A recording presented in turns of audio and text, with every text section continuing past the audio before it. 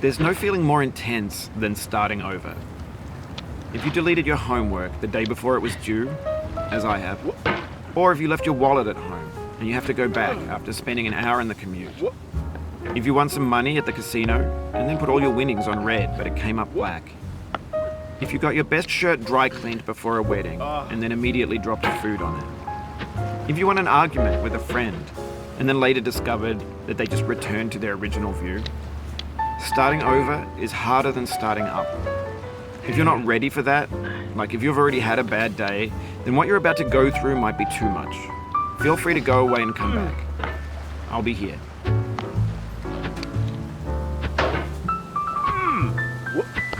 Alright, thanks for coming with me on this trip. I'll understand if you have to take a break at any point. Just find a safe place to stop and quit the game.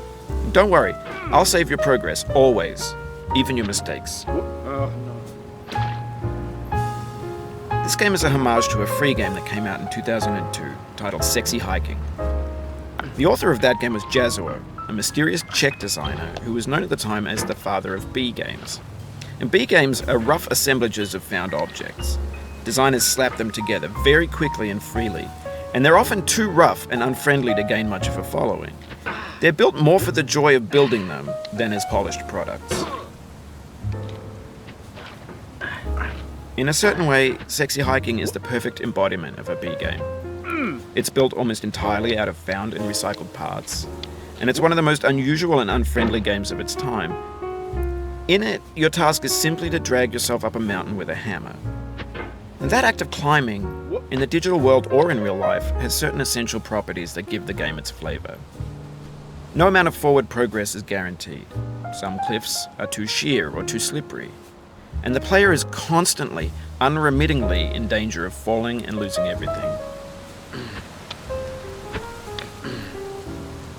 Anyway, when you start Sexy Hiking, you're standing next to this dead tree that blocks the way to the entire rest of the game. It might take you an hour to get over that tree, and a lot of people never got past it. You prod and you poke at it, exploring the limits of your reach and your strength, trying to find a way up and over. And there's a sense of truth in that lack of compromise. Most obstacles in video game worlds are fake. You can be completely confident in your ability to get through them once you have the correct method or the correct equipment or just by spending enough time. In that sense, every pixelated obstacle in Sexy Hiking is real.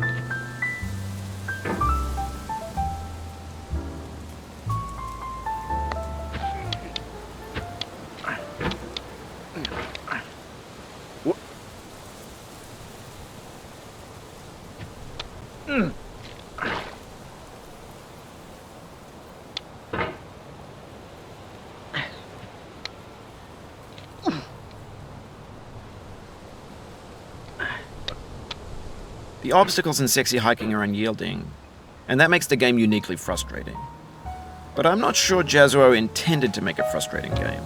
The frustration is just essential to the act of climbing, and it's authentic to the process of building a game about climbing. A funny thing happened to me as I was building this mountain.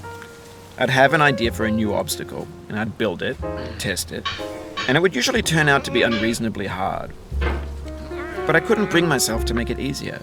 It already felt like my inability to get past the new obstacle was my fault as a player rather than as a builder. Imaginary mountains build themselves from our efforts to climb them, and it's our repeated attempts to reach the summit that turns those mountains into something real.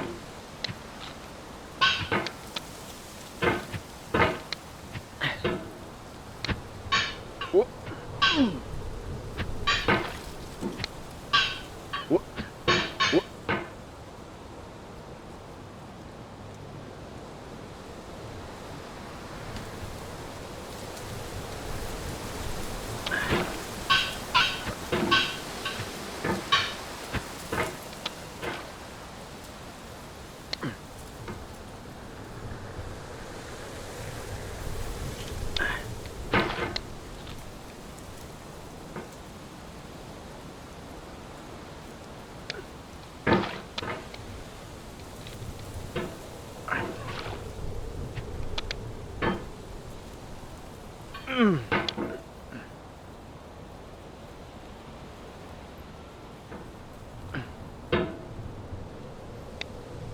you're building a video game world, you're building with ideas.